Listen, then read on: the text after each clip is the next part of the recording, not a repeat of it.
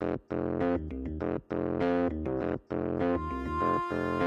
बसतो, तो फसतो, तरी गालातच हसतो. 1.5, 5, 7, 11 सांगाल तेवढे दिवस बसतो. तो बसतो, तो फसतो, तरी गालातच हसतो. 1.5, 5, 7, 11 सांगाल तेवढे दिवस बसतो.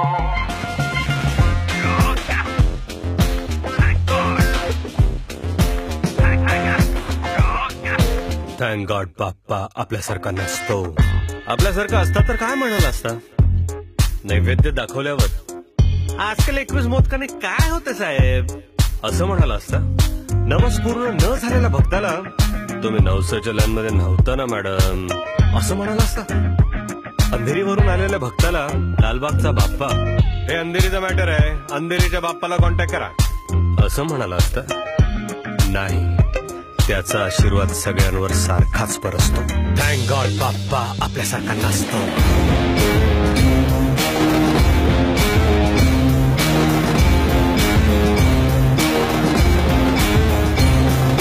त्याच्या नावाखाली आम्ही धंदा थाटलाय. एक असलं तरी त्याला मंडळांमध्ये वाटलाय.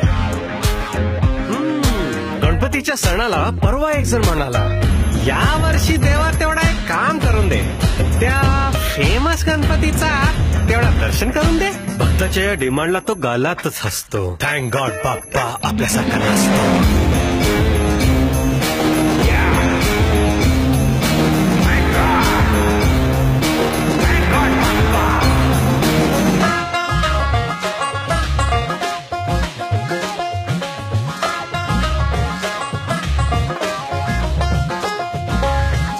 आशीर्वादाचं त्याने पॅकेज दिलं असतं. माझ्या बरोबर शंकराचे आशीर्वाद फक्त 20,000. ग्रुप नवस केला तर डिस्काउंट दिला असता.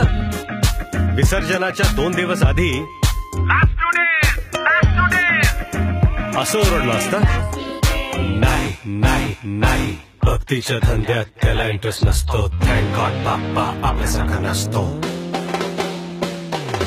त्याची उंची पोटात मोजणारे, भक्ती सोडून शक्ती दाखवणारे. जो आपल्याला वाचवत आलाय त्याला आपल्यापासून वाचवा. नाक्या नाक्यावर बसवता तसा एक क्षण हृदयात बसवा.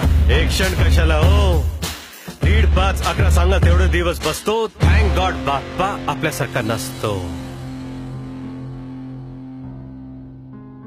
विसर्जनाच्या दुसऱ्या दिवशी काय नजारा असतो.